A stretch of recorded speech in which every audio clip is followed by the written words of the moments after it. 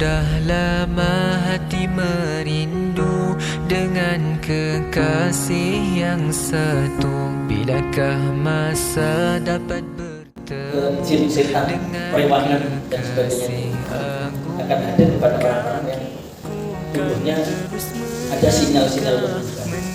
Semakin sinyal keburukannya kuat, maka semakin kuat untuk menarik ya, keburukan-keburukan itu yang ada di luar untuk datang kepada kita. Saya ini ke praktisi rupiah yang mulai tahun 2004, sehingga saya sangat paham betul siapa-siapa orang yang terjangkit penyakit gangguan jin di dalam tubuhnya. Orang yang sakit gara-gara gangguan jin dalam tubuh, sehingga jin masuk ke dalam tubuh, itu adalah orang-orang yang di dalam tubuhnya ada sinyal-sinyal keburukan, yang orangnya sendiri selalu mencas tubuhnya itu dengan magnet-magnet keburukan. Bukan hanya mengundang setan, tapi keburukan-keburukan yang lain, apakah keburukan dari manusia atau keburukan dari Allah. Manjaa bisa diarti falahu barang siapa yang datang dengan membawa keburukan, maka baginya adalah keburukan yang sebanding dengan apa yang dilakukan. Jadi kalau orang selalu melakukan keburukan, keburukan pasti akan datang. Oleh sebab itu, agar keburukan itu tidak datang kepada seseorang, kepada orang mukmin, maka kita ini harus mengeluarkan keburukan-keburukan dari diri kita. Dengan cara apa? Ya. Dengan cara memasukkan kebaikan-kebaikan yang baik, lebih banyak daripada keburukan yang telah dilakukan. Seumpama air yang ada di dalam botol ini. Ini botol ini saya lihat memuat 220 ml. 220 ml. Kalau yang ada di dalam botol ini adalah botol yang keruh, botol yang keruh, maka cara mengeluarkan yang keruh tadi yang pertama bisa ditumpahkan atau diisi terus dengan air yang bening secara terus-menerus. Maka air yang bening secara terus-menerus yang jumlahnya banyak tadi akan mengeluarkan kotoran-kotoran atau keterbangan yang ada di dalam botol ini. Begitu juga kalau hati kita, pikiran kita itu keruh. Di sini sumpel galau, itu berarti alamat banyak tanda-tanda keburukan yang ada dalam diri. Karena orang kalau hati itu, kalau hatinya bersih, orang itu kalau hatinya bersih, pikirannya bersih, itu dia nggak galau, dia nggak galau. Orang itu kalau pikirannya juga bersih, dia nggak sumpah, enjoy, enak, nikmat, senang, selalu senyum. Ya. Orang itu akan terlihat, ya, punya beban atau tidak itu dari raut mukanya, ya, raut mukanya. Praupan nih, ya, praupan, kalau bahasa Jawa itu praupan, jadi raut muka. Raut mukanya itu kelihatan suntuk atau cerah dan ceria. Itu kadang praupan itu nggak bisa dibohongi. Orang bisa tersenyum, tapi tersenyum dalam duka. Orang bisa tertawa, tetapi tertawa di atas penderitaan. Oke, jadi agar di dalam diri kita itu keburukan-keburukan itu keluar semuanya, kemudian yang datang adalah kebaikan, dan di dalam tubuh kita itu menarik kebaikan-kebaikan ada yang di luar karena ada magnet kebaikan di dalam diri kita, maka nah ini kemarin seperti ini. Jadi kita harus mengecas magnet kebaikan di dalam diri kita. Apa kebaikan itu? Kebaikan itu adalah Islam. Islam itu pasti baik. Kenapa? Karena Islam itu adalah agama yang diturunkan oleh Allah. Jadi dari Al-Khaliq, dari yang Maha Menciptakan, pasti baik. Dari yang Maha Tahu, Islam itu adalah kebaikan itu sendiri. Karena Islam itu adalah dari Allah yang menciptakan alam semesta dan pasti benar. Pasti benar dan pasti baik. Dan Islam itu diturunkan oleh Allah itu untuk al-mu'alajatu li masyakilil insan, menyelesaikan semua problem kehidupan manusia. Tidak ada manusia yang punya masalah tidak bisa diselesaikan dalam Islam. Semua masalah kehidupan. Ya. Jadi kalau orang galau, orang punya masalah apapun, datanglah kepada Islam, pasti akan selesai. Gitu. Tapi yang benar penyelesaiannya tepat.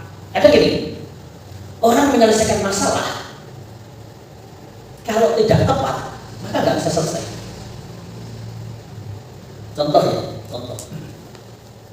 Orang tuh banyak hutang, udah terlanjur hutang dan hutangnya menumpuk sehingga dalam istilah itu sudah sampai terlilit hutang, bukan terlilit uang, ya, tapi terlilit oleh hutang.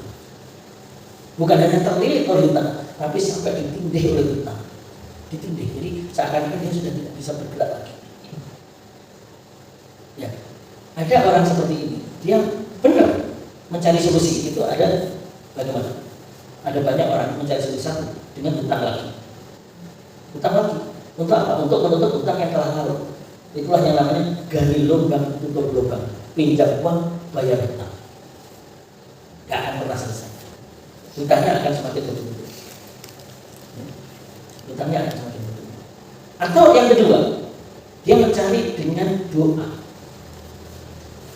Hutang. Terus dia berdoa, berzikir. Berdoa, berzikir. Berzikir, setelah zikir berdoa, ya Allah, bebaskanlah kami dari hutang. Enggak selesai. Loh, katanya tadi kalau Islam itu menyelesaikan masalah semuanya. Ini ada orang datang kepada Islam, dia berdoa pakai doanya Islam, berdoa kepada Allah, pakai zikir, bahkan pakai ibadah. Kok nggak menyelesaikan masalah? Ini gimana ini? Ya, karena tidak tepat dalam menyelesaikan masalah. Tidak tepat.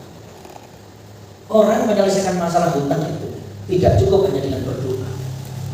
Dia berdoa berkali-kali, ya, berdoa. Ya, kalau tidak ada usaha yang lain, hutangnya tidak dibayar, nggak akan pernah selesai. Karena hutang itu akan lunas kalau dibayar. Gitu. Kalau nggak dibayar, nggak harus berdoa. Ya Allah, tapi dia nggak ada upaya. Loh, ya tahu kalau hutang itu dibayar, Ustaz. Tapi bagaimana cara yang dipakai bayar itu nggak ada. Bagaimana caranya supaya dipakai bayar ada? Nah, itulah Islam itu akan menyelesaikan sampai pertanyaan yang detail.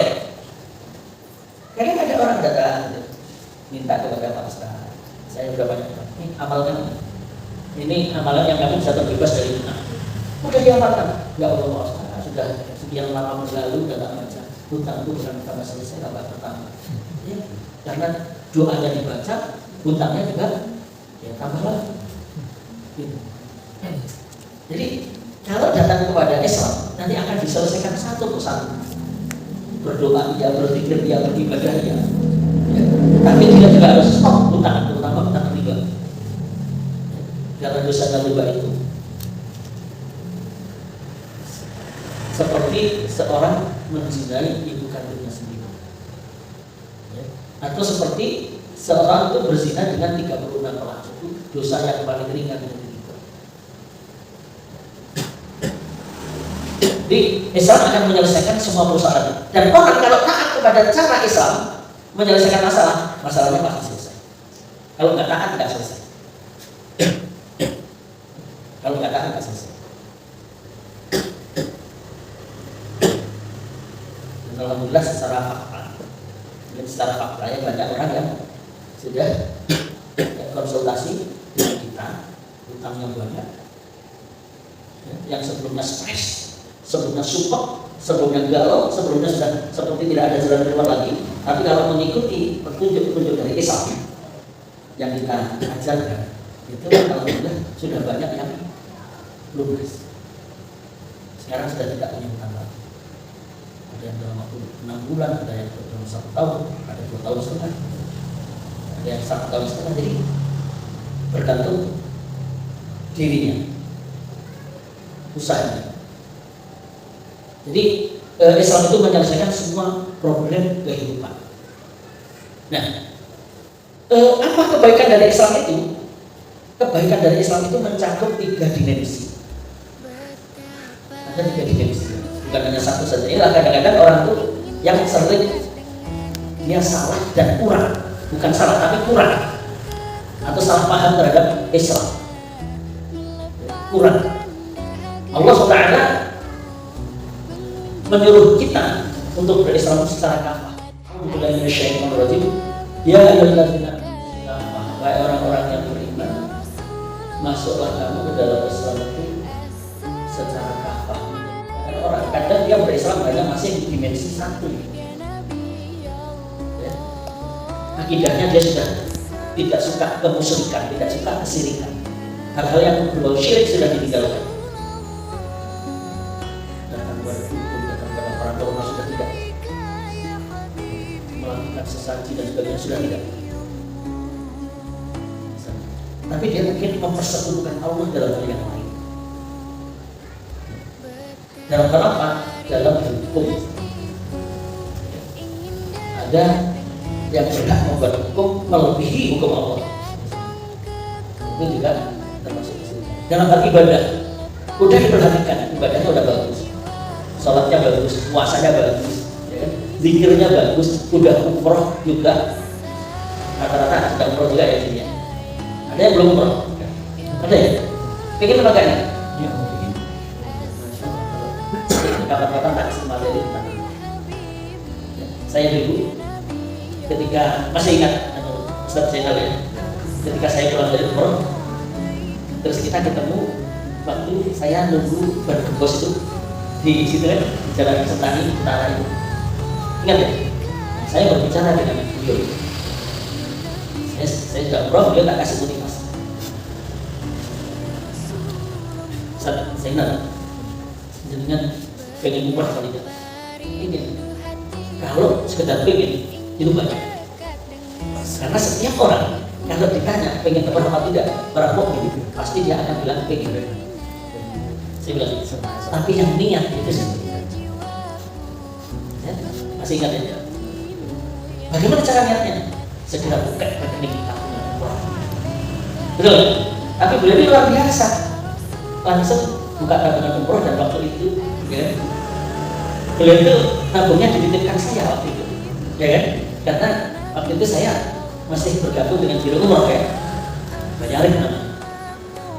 Yo inginnya tabung sampai alhamdulillah rencananya itu berangkat 1 tahun ya, belum sampai itu, tapi dalam 4 bulan saja, nggak ada bulan ya, bulan Februari kan, karena saya pulang waktu itu awal Januari kita akhir Januari, bulan Mei panjangnya berangkat, bulan apa? Juli. Oh ya, berarti Februari, Maret, April, Mei, Juli 5 bulan. Rencana 1 tahun. Kenapa? Ada min haitsu la yahtasib. Ada rezeki di arah yang tidak disangka-sangka. Itu karena sudah memulai dulu. Sudah mulai tabungan dulu. Ya, saya juga begitu. Bisa umroh itu nabung dulu. Tabungan dari berapa? Dari 100.000 saya. Dari 100.000. Alhamdulillah juga tidak ada waktu dalam 1 tahun. Saya niat saya setiap bulan itu 100.000. Entah sampai kapan Allah mengizinkan saya umroh, tapi ternyata tidak sampai 1 tahun. Cepat. Gitu.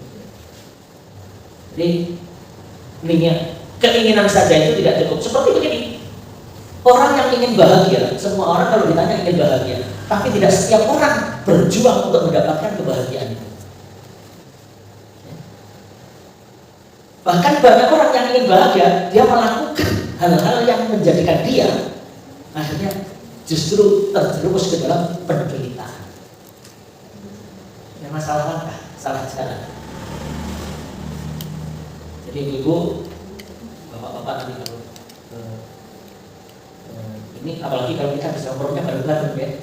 Saya tadi pagi Pak Ustaz Zainal ini apa namanya, ceramah di depan saya. Ya, saya pengen umroh bareng-bareng dengan jamaah kalau gitu ya. Jadi kalau bisa umroh bareng-bareng itu enak. Jadi waktu saya memilih umroh itu, saya Itu mulai awal. Kalau level yang lain itu manasik sekali, saya bikin 5 tahun.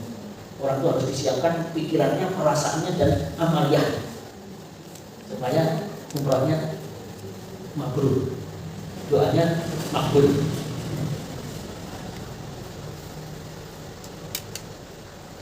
Ya, kembali ke laptop. TV ya. Ya.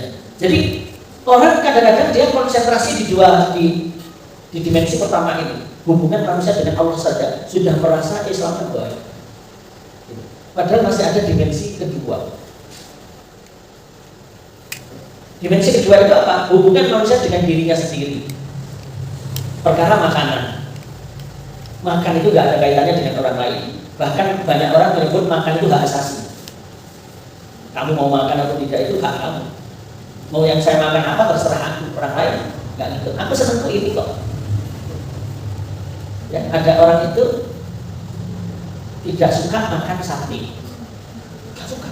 Padahal sementara orang lain itu sate itu enak. Padahal orangnya sehat, bukan karena darah tinggi, bukan karena kolesterol, tapi karena nggak suka.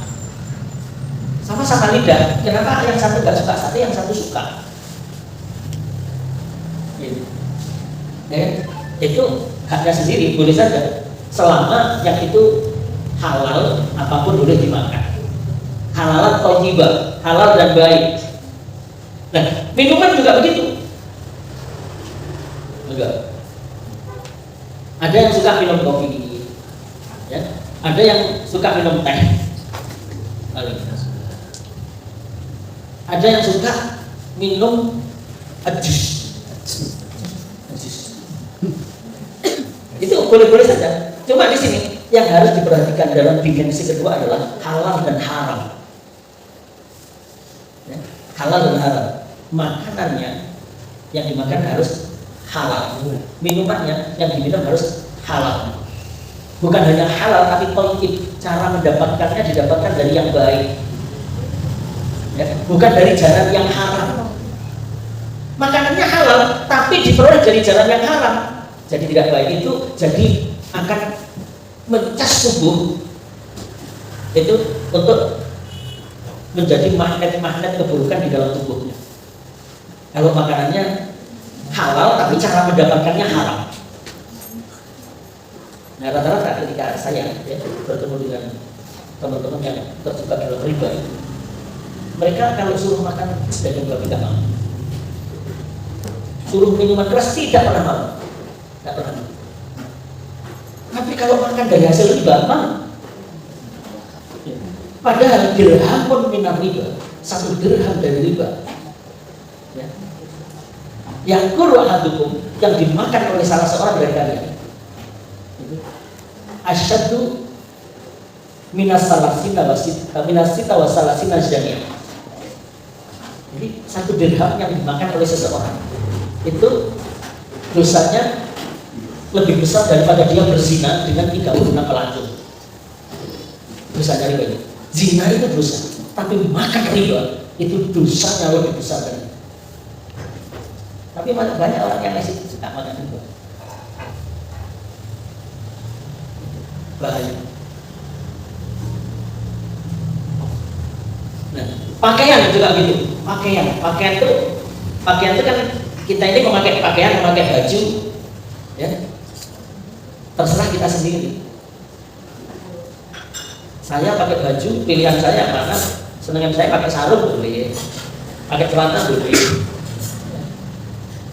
pakai baju lengan panjang boleh. Yang tidak boleh adalah tidak menutup aurat. Memakai baju, memakai pakaian, tapi pakaiannya tidak menutup aurat, ini nggak boleh. Haram. Baik laki-laki maupun perempuan. Laki-laki maupun perempuan itu auratnya kelihatan, itu nggak boleh, haram hukumnya. Jadi yang diperintahkan untuk menutup aurat bukan hanya perempuan saja, laki-laki saja juga, atau bukan laki-laki saja, perempuan juga. Gitu. Pakaiannya. Jadi kalau orang itu dia keluar rumah, auratnya terbuka, maka yang datang kepadanya adalah ketidakbaikan. Pasti ketidakbaikan. Saya pernah berupiah ini seorang kalau dia punya orang pintar, dia praktek banyak menerima pasien-pasien dia, antara lain pasien pelet, jadi ajaran pelet megang ada pelet, dia mahasiswa yang banyak pesan kepada beliau, kalau ada orang jatuh cinta terus putus, cintanya terputus, maka dukun, sampai ada istilah cinta ditolak dukun. Kemarin hari Kamis yang lalu sempat ada juga yang datang kepada saya yang seperti ini, gara-gara cinta ditolak dukun bertindak, ya dia sakit dan berbagai persoalan hidup selalu mendera kepada orang yang didukunin ini. Ternyata gara-gara dia pernah menolak cinta. Padahal menolak cinta itu boleh, bukan cinta kok, gimana? Tidak bisa dipaksa. Ya, cinta itu tidak bisa dipaksa. Nah, ternyata dia banyak didatangi oleh hal-hal keburukan-keburukan yang datang terus di pekerjaannya, hubungan sosialnya, usahanya, terus yang datang selalu hal-hal buruk. Kenapa? Karena sebelumnya ada keburukan di dalam diri. Si Mbah ini kenal banget dengan saya, itu panggilannya Mbah Jus. Dari sebuah kota Jawa Timur, dan saya kenal beliau ketika beliau sakit di rumah sakit di Malang, yang secara medis ternyata tidak ditemukan penyakitnya, karena saya diminta tolong untuk saya jadwal itu seminggu sekali, awalnya seminggu 2 kali, terus sampai seminggu. Di antara pengakuan beliau adalah ketika beliau beraksi untuk ilmu peletnya itu akan mudah masuk ilmu peletnya kepada orang yang tidak menutup aurat dibanding orang yang menutup aurat. Jadi kalau memelet orang, melet itu tahu nggak ya? Melet itu gini. Melet itu. Kalau orang memelet orang, yang dipelet itu tidak menutup aurat, itu katanya lebih gampang, mudah masuknya. Jadi artinya apa? Sihir dan sebagainya itu kalau pada orang yang tidak menutup aurat, kenapa? Tidak ada hijab dari Allah.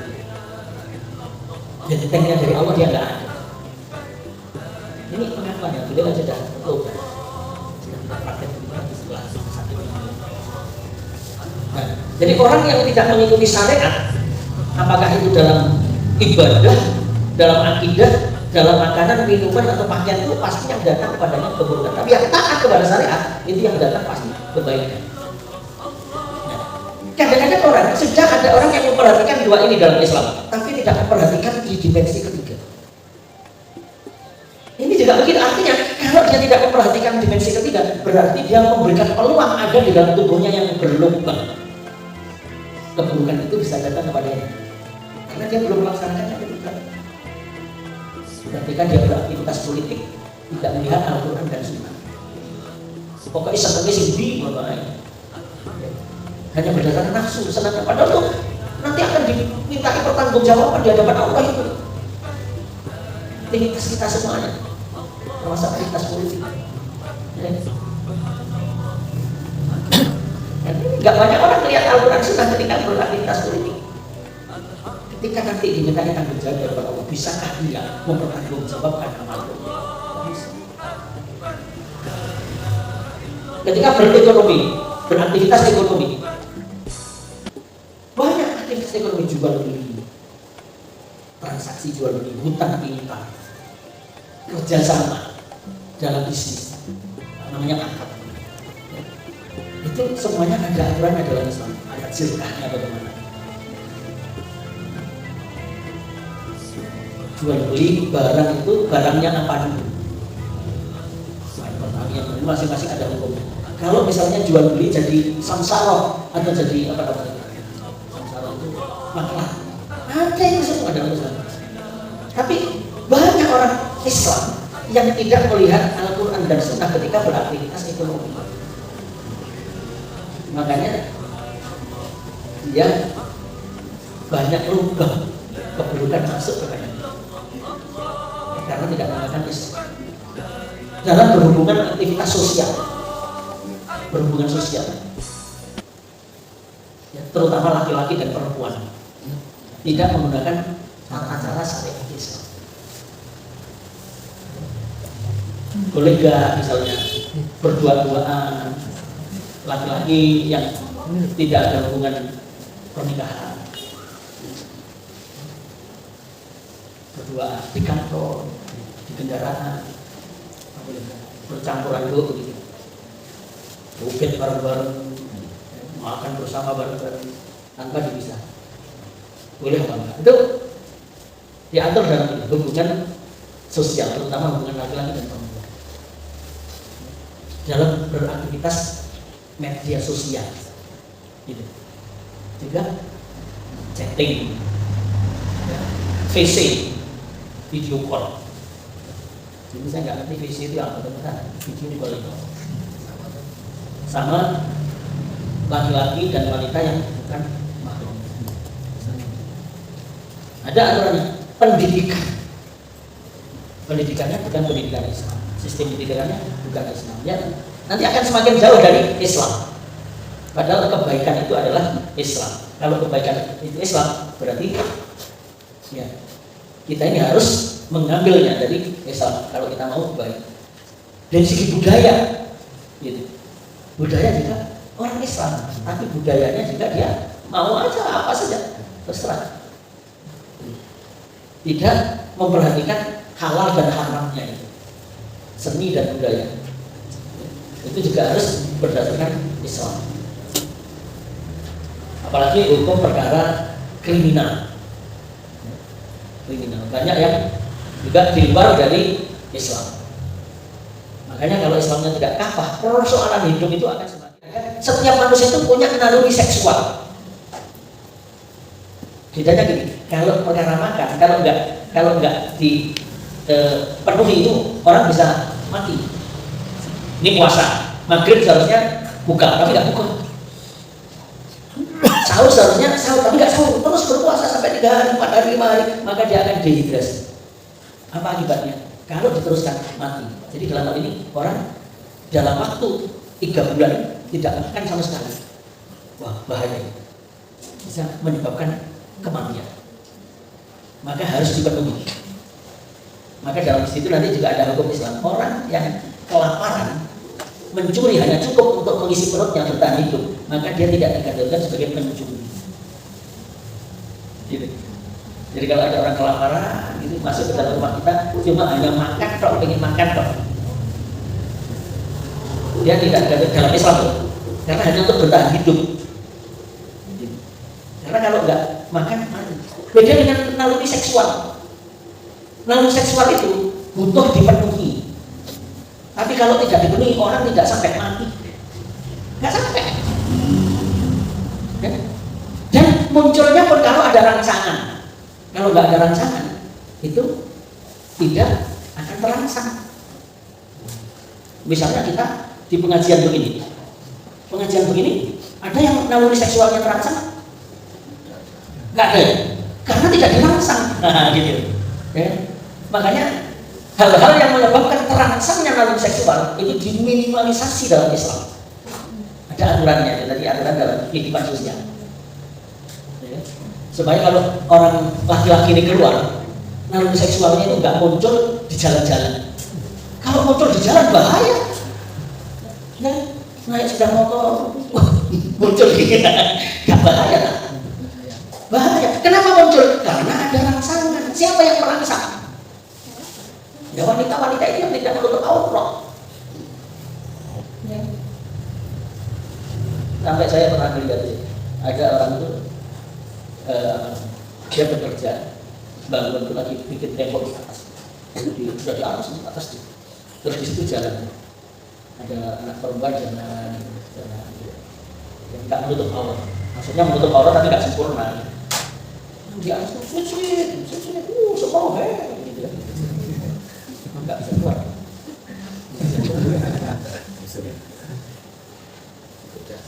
Berkuda. Padahal dia nggak kita bata loh itu. Jadi kalau ada rangsangan baru muncul. Tapi misalnya walaupun terangsang tapi nggak dilakukan, nggak sampai mati. Nggak sampai mati. Nih, timbel, nggak sampai mati. Nah, Islam itu memandang semua manusia ini dari sisi kemanusiaannya, dan semua manusia yang ada di seluruh dunia ini sama, punya naluri seksual, butuh makan, butuh berpolitik, butuh bergaul dengan yang lain, butuh pendidikan, sama. Jadi Islam memandang bahwa Allah SWT menurunkan Islam ini untuk menyelesaikan semua persoalan hidup manusia. Ini baru tahu apa nih? Aku mau pas ya tadi. Apa lagi? Wujudkan niat suci Anda dengan umroh bersama kami. Aku nggak ngerti lagi. Apa itu? Umroh samara. Pak Jeffrey. Umroh kenapa? Ilas Sirah Nabawiyah membuat proposal keluarga sama biaya 28. Oh iya, ada murah itu. Enggak kalau umroh bersama-sama keluarga ikutin yang ini nggak apa-apa. Ada program saya baru tahu. Jadi di planning aja kalau bisa bareng-bareng, kalau bisa tuh bareng-bareng supaya apa? Enak gitu. Satu pemikiran, satu perasaan. Sing mimpin jauh goloi dewi kan gitu kan. Enak. Kapan-kapan kita planning ya? Ya? Enggak berarti harus bareng-bareng. Nabung dulu. Kalau yang sudah punya timpat dulu, ya kan? Ya, oke, kita lanjut. Jadi Islam itu harus kafah seperti tadi. Supaya apa? Sinyal-sinyal kebaikan kita ini semakin kuat. Karena kalau nggak kafah, kebaikan di ibadah, kebaikan di akidah itu akan dibelurkan, dipadamkan lagi oleh ketidaktaatan kita kepada syariat yang lain. Gitu. Oleh ketidaktaatan kita kepada syariat. Orang sholat bagus. Kadang-kadang kita tahu ya ada orang sholat bagus ternyata kita tahu ada berita yang selingkuh. Nah gitu. Iso kata kita nih, kok iso loh? Kok iso? Ya bisa, kenapa? Karena tadi ada rangsangan. Ya, tidak dicegah rangsangan. Nah, jadi gini, kalau kita mau mengisi dalam tubuh kita itu ada magnet kebaikan, artinya mengundang kebaikan-kebaikan yang banyak, yang jelas yang paling baik ya Allah, Rasulullah, ya, malaikat Allah. Jadi nanti yang datang kepada kita itu adalah cinta kasihnya Allah, cinta kasihnya Rasulullah, cinta kasihnya para malaikat, cinta kasihnya manusia. Maka dalam diri kita harus kita isi dulu dengan kebaikan. Contoh misalnya, ini Al-Quran dalam surat Tolak ayat 2-3. Ilaha yaj'alahu makhraja wa yarzuqhu min haitsu la yahtasib. Wa may yattaqillah. Dan barang siapa yang takillah, bertakwa kepada Allah, yaj'al lahu, maka Allah akan menjadikan baginya, bagi orang yang bertakwa tadi. Bertakwa itu kalau perintahnya Allah dilakukan, larangannya ditinggalkan, itu bertakwa. Perintah untuk Allah lakukan, ya kan? Seorang wanita dilarang keluar rumah tanpa memakai hijab. Seorang wanita dilarang keluar rumah tanpa izin suami. Ya harus izin.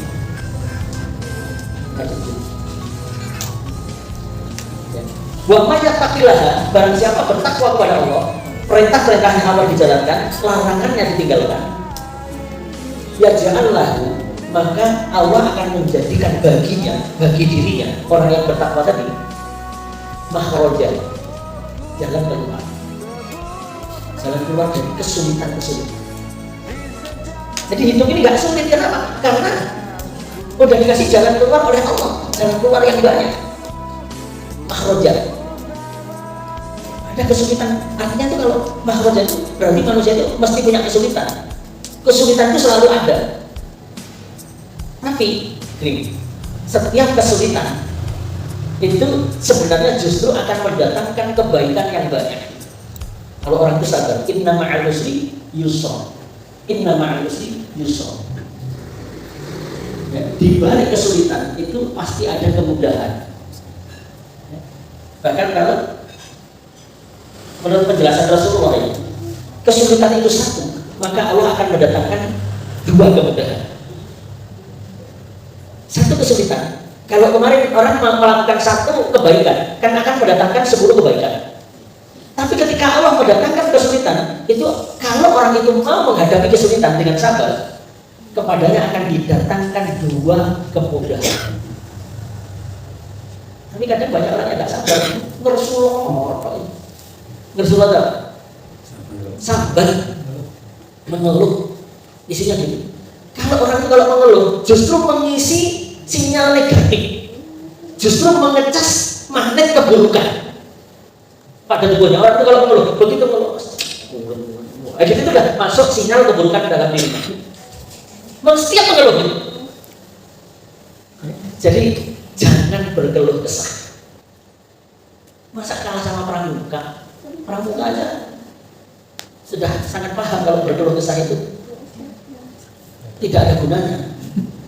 Siapa dulu yang pernah ikut pramuka? Oh, pernah ikut ya? Pernah, lagunya tahu ya? Apa guna keluh kesah? Gitu. Apa guna keluh kesah? Pramuka tak pernah bersusah. Apa guna keluh kesah? Pramuka aja tahu. Ya. Cuma saya mulai ajaran tahun depan ini pramuka sudah tidak diwajibkan lagi di sekolah sebagai ekstra kurikuler.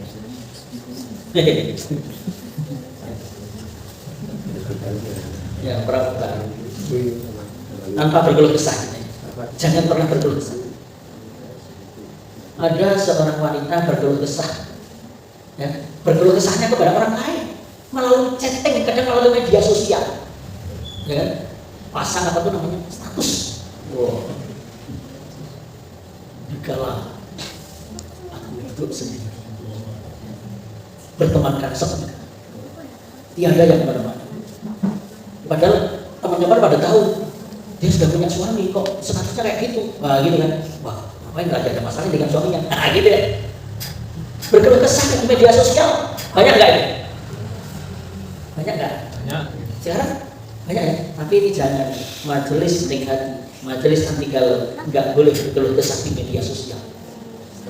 Stop. Nggak boleh.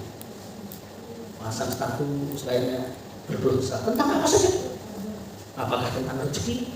Ya, barang siapa berkeluh kesah kepada manusia, ya, maka sesungguhnya dia sebenarnya tidak menerima takdir Allah. Kalau orang berkeluh kesah pada manusia itu karena dia sudah tidak menerima takdir Allah, protes.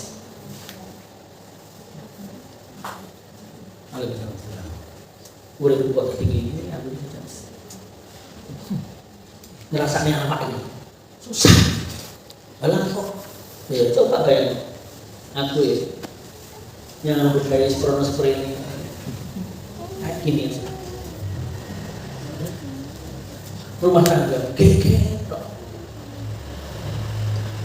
susah. Seakan penderitaan itu tidak pernah lepas dari diri. Datang silih berganti dan bertubi-tubi. Sabar, orang sabar ada batasnya. Aku harus di luar batas kesabaran. Sabar sekali bisa. Nah, gitu. Sabar itu tidak ada batas. Batasnya kesabaran adalah ketika orang tidak sabar. Ya, kalau orang sudah tidak sabar berarti ya sakono aja nih kesabaran. Ternyata mek sakono. Ya. Ternyata mek sakono pas kesabaran sampai mas. Sampai dhisik wong iki kalem. Aku loh Mas. Aku milih sampai dadi bojoku iku ya. Antara lain sing tak seneng itu sampai wong kalem. Wong sabar, wong lemah lembut. Ternyata kelemah lembutan sampai mas hanya bertahan 1 tahun. Setahun berlalu sampai sekarang lagi aku goreng-goreng, Pak. Lo itu kan goreng-goreng aku. Mulai gitu. Goreng. Aku lagi tak tahu goro-goro. Kami ini yang goro. Bener nggak? Boleh kembali ini yo. Awakmu kan jadi masalah. Saling salah menyalahkan. Kan selesai. Ini kalau ngaji nanti kalau. Insya Allah waras. Allahumma amin. Karena justru ya bisa jadi saya katakan hal-hal negatif, hal-hal keburukan yang datang bertubi-tubi kepada dirinya, kepada keluarganya, itu karena ulahnya dia sendiri. Ya. Di awal kan kemarin sudah saya bacakan, man ja'a bil hasanati, barang siapa datang dengan membawa satu kebaikan, fa innalahu asra mislah, maka baginya itu akan ada 10 kebaikan. Wa man ja'a bil hasanati, dan barang siapa datang dengan satu keburukan, ya. Apa? Falahu mislah, maka bagi dia keburukan yang setara dengan itu. Jadi keburukan itu semakin dia berperannya buruk, semakin buruk, semakin murid-muridnya semakin buruk. Suatu saat saya pernah ada seorang laki-laki datang ke rumah saya, ada luka di plaster di sebelah plaster sebelah gitu. Ada luka, laki-laki cerita, kenapa kamu kok ada luka sini? Saya tidak tahu, saya baru masuk ke pintu kamar, pintu rumah ya. Begitu saya buka pintu, ada sandal melayang mengenai pelipis saya di sini. Loh, ada sandal melayang? Bisa terbang ke sandal? Enggak, dari istri saya. Kalau datang disebut langsung sandal melayang di sini. Nah, biasanya memang kalau yang laki-laki itu lukanya luka benda keras begitu, sandal atau apa itu kan dilempar. Tapi kalau perempuan itu biasanya hanya bekas tampar tangan gitu. Jadi ada tanda bekas tampar tangan gitu. Nggak ada lagi ada. Lihatlah tanda merah di pipi, bekas tampar tangan. Nah, coba lihat lagi. Bukan hanya memberikan jalan keluar, wa yarzuqhu min haitsu la yahtasib, dan Allah akan memberikan rezeki kepada siapa? Kepada orang yang bertakwa tadi. Dari mana rezekinya? Min haitsu la yahtasib, dari arah yang tidak disangka-sangka. Ada rezeki yang disangka-sangka, ada rezeki yang tidak disangka-sangka. Rezeki yang disangka-sangka misalnya ada seorang seperti Ustaz Zain ini ya. Ustaz Zain ini seorang pegawai negeri. Beliau seorang guru. Dulunya guru di SD Mangjomburo, Cemoro Kandang 2. Kemudian sekarang sudah dipindah di SD Barat. Ya, di Barat. Beliau sudah lama, jadi sekarang pangkatnya misalkan sudah sampai ke 3 apa gitu kan? 3B ya, 3C, 3D. Itu sudah jelas tuh nilainya. Pangkat dengan golongan sekian itu gajinya sekian sama. Nanti kalau ada jabatan, ada tunjangan, ya, ada tunjangan ini semuanya tertulis jelas. Itu namanya rezeki yang disangka-sangka. Apalagi Ustaz Zain ini istrinya juga pegawai negeri. Ya. Nah, ada 2 rezeki yang disangka-sangka. Ini untuk bayaran itu hari ini pakai gaji. Nah gini. Ternyata ada rezeki yang di luar gaji yang tidak disangka-sangka. Nah, kok beliau ini dulu ini ada profesi lain. Bentar ya, saya kasih tahu. Biasanya banyak orang kalau dikasih tahu itu senang. Kalau tempe belum tentu. Nih, Pak Ustaz Zain ini profesinya sebagai guru. Ternyata suatu saat beliau ini ketemu sama temennya atau orang lain yang dia kenal. Itu bilang ini, Pak Zain, aku orang tanah dijualin ke orang. Kalau ada pembeli gitu. Ternyata beliau benar ada pembeli. Akhirnya karena sudah sering dalil, sekarang beliau itu juga nyambi jadi penjual tanah. Jadi akal tanah beliau. Jadi kalau ingin cari tanah-tanah yang sudah ada pohon duriannya, cari kepada Pak Ustaz Zain. Bahkan ada tanah itu yang mulai tanah yang ukurannya 4x6, 4x10, 6x10, ini beliau. Jadi walaupun pegawai negeri, ada rezeki yang min haitsu la yahtasib. rezeki dari arah yang tidak disangka-sangka. Nah kalau seperti saya, kebanyakan rezekinya min haitsu la yahtasib. Saya ini cuma menjual madu, jual madu. Tapi kenapa saya suka jual madu? Karena yang dijual itu manis, ya kan? Kalau menjual jamu yang dijual akan pahit. Jadi sudah merasakan pahitnya hidup, masih harus merasakan pahitnya jamu. Saya jual madu. Madu saya mau saya obrol menjelang hari raya. Rezeki yang min haitsu la yahtasib, tidak disangka. Saya pernah ngalami kayak gini, masya Allah, luar biasa. Termasuk saya umroh itu min haitsu la yahtasib, tidak disangka. Sampai orang sekampung tuh heran. Dari mana kepada orang datang, ceritanya gimana sih Pak Ustaz? Kok bisa umroh? Kok bisa hari ini? Ya nabung, nabung. Nanti tabungan baru sekitar berapa gitu ya, sekitar 5 juta sampai 7 juta itu sudah langsung ada 60 juta min haitsu la yahtasib. Bisa berdua saja. Namanya min haitsu la yahtasib. Dulu saya pernah punya usaha, tapi usahanya bangkrut sampai saya punya hutang banyak. Hutang saya bungkuannya itu sampai tahun 2004 itu 97 juta. Itu kepada tetangganya Pak Gatot Hussein, ya, pojokan toko bangunan di sana. Alhamdulillah saya cicil. Tiba-tiba ada rezeki min haitsu la yahtasib. Ada rezeki min haitsu la yahtasib. Setelah sholat asar di Masjid Ahmad Yani ketemu sama orangnya nanya sama saya, kok bener yang ditanya saya, Pak rumahnya mana? Sawi Jajar 2. Di Sawi Jajar 2 ada rumah dijual apa enggak ya? Oh mestinya ada, tapi saya enggak tahu. Saya enggak pernah punya perhatian dengan rumah dijual. Mestinya banyak. Saya bilang tahu 2004 banyak tanah, banyak rumah kosong saya gitu. Pak nanti kalau ada rumah yang dijual tolong hubungi saya, ini satu nama saya. Begitu pula ternyata ada tamu saya ini, ibu-ibu dari Jaya Simandara. Ibu ini dari Jaya Simandara, itu rumah. Pak Ustaz, saya mau nitip rumah. Saya mau ke Jakarta. Di rumahnya sudah ditulisi dijual. Ya, kalau ada yang beli, nanti tolong pakai nomornya Pak Ustaz saja. Diantarkan untuk lihat-lihat sini, ini kuncinya. Bu, tadi saya baru dapat nomor ini. Silahkan dihubungi, langsung dihubungi sama dia. Begitu dihubungi, satu bagus, das gitu kan. Beberapa hari lagi ibu itu ke rumah saya. Karena dengan membawa amplop yang pakai tali itu. Pak Ustaz, ini kalau dalam jual beli tanah itu ada apa namanya fee-nya. Ini fee-nya Pak Ustaz. Loh, aku kan nggak ikut jual. Ya informasikan dari Pak Ustaz. Langsung. Alhamdulillah. 13 juta. Wah, masya Allah. Min haitsu la yahtasib.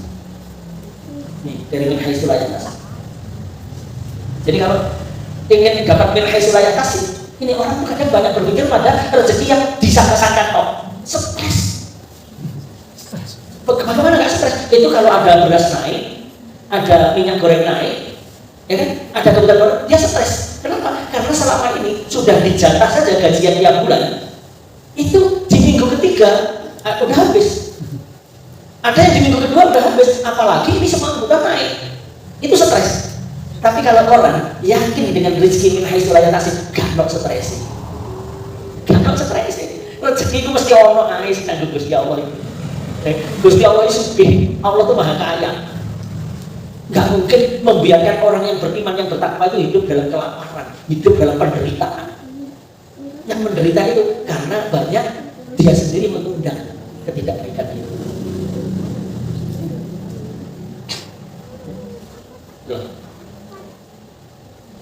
Ini lagi misalnya, ma'indakum yang fadu wa ma'indallahi baqin. Apa yang ada di sisimu akan lenyap, dan apa yang di sisi Allah itu kekal. Di dunia ini apa yang ada yang kita miliki, yang di sisi kita apa saja. Jangankan yang di sisi kita, yang di dalam diri kita itu bisa habis. Gigi kita itu lama-lama habis satu persatu. Seperti saya ini sudah diambil satu gigi saya. Gigi saya ini sudah tanggal, tapi saya sudah lupa tanggal berapa. tanggalnya gigi saya ini. Udah tanggal tapi tanggalnya tanggal berapa itu saya nggak lupa. Tanggal 1 ya? Udah tanggal 1, tapi tanggalnya tanggal berapa saya lupa. Jadi gigi saya ini kan udah tanggal 1, tapi tanggalnya tanggal berapa saya lupa. Ya itu. Gak usah galau, pokoknya walaupun tanggal ikhlaskan saja kan gitu. Nanti akan diganti dengan gigi yang lain. Gigi yang lain 1 berapa ya? 1,5 juta.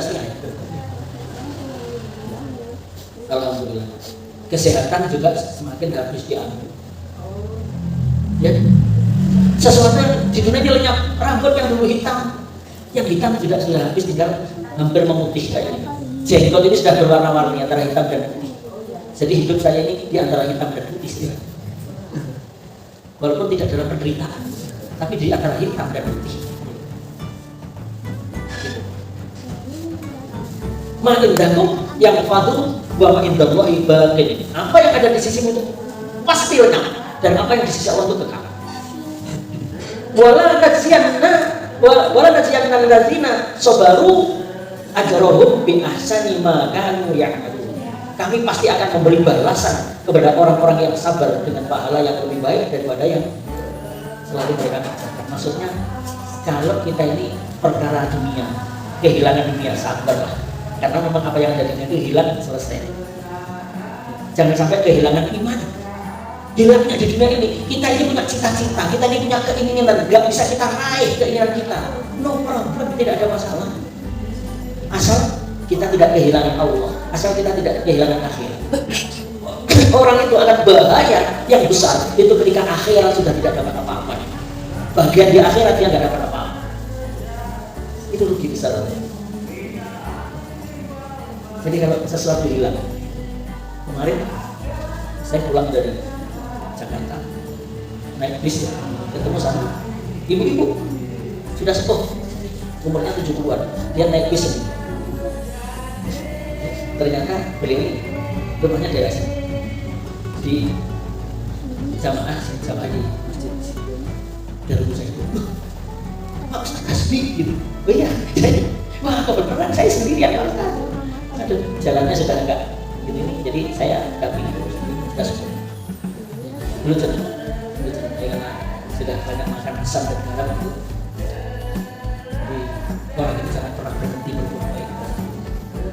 Jangan pernah berhenti. Kenapa? Karena kalau kita berhenti berbuat baik, berarti kita itu berhenti mendatangkan kebaikan. Jadi kalau kita ingin selalu yang datang kepada kita ini kebaikan, maka jangan pernah berhenti berbuat baik. Kalau Allah itu misalnya dia cerita saat ada yang cinta kepada aku, itu ditipu orang sampai 40 juta. Mesti ikhlas. Orang sadar itu hilangnya sesuatu rumah itu. Kalau kamu ikhlas, itu kalau rezekimu ya balik. Tapi kalau kamu ikhlas itu sing gak enak ya awakmu dhewe. Hatimu dhewe sing gak enak, pikiranmu dhewe sing gak enak. Gitu. Jangankan kehilangan 40 juta ini, kehilangan sandal yang sangat dicintai. Itu sebenarnya harga sandalnya nggak ada masalah, Ustaz. Itu sandal riwayat itu. Itu sandal riwayat Ustaz. Ketika itu sudah saya walaupun jelek-jelek saya cuci, saya bagus kok hilang. Itu seakan-akan menghilangkan kain. Hilangnya tidak. Jadi kita jangan merasa kehilangan dengan itu. Pasti ke hati itu rasanya nggak enak. Iyalah sesuatu hilang dari kita, asal iman kita tidak hilang dari kita. Ada orang sepeda motornya diparkir hilang. Ada orang mobilnya diparkir hilang. Akhirnya pulang jalan kaki. Padahal ada pulang jalan kaki dia. Mana mobilnya hilang? Dan namanya hilang itu gimana? Satu, kalau saya bilang, kalau hilang dicari itu boleh, cari lapor polisi, umumkan itu boleh, itu perbuatan kita. Tapi merasa kehilangan yang berat itu jangan. Karena itu kalau rezeki kita balik. Saya katakan gini, kamu boleh kehilangan mobil, tapi tidak boleh kehilangan kesabaran. Nih, maka balasan bagi orang-orang sabar itu pahalanya lebih baik daripada yang selalu mereka kerjakan. Kamu boleh kehilangan mobilmu, tapi jangan pernah kehilangan kesabaran. Kamu boleh kehilangan mobilmu, tapi jangan hilang imanmu. Kamu boleh kehilangan mobilmu, tapi jangan hilang harga diri. Lebih baik jalan kaki daripada bermobil, tapi tanpa harga diri. Lebih baik jalan kaki daripada bermobil, tapi tanpa keimanan. Lebih baik jalan kaki, tapi punya harga diri, daripada bersepeda tanpa keimanan. Nah, gitu. Lagunya Romaina. Ini udah selesai. Oh, tanya jawab. Oh, ini berarti belanja mana ini? Harus tunggu setelah hari raya. Ya, biar satu nggak apa-apa ya. Setelah hari raya kita lanjutkan. Ini walaupun dipaksakan selesai tetap nggak? Allahu Akbar, Allahu Akbar, Allahu Akbar. La ilaha illallah, Allahu Akbar, Allahu Akbar, walillahil hamd. Allah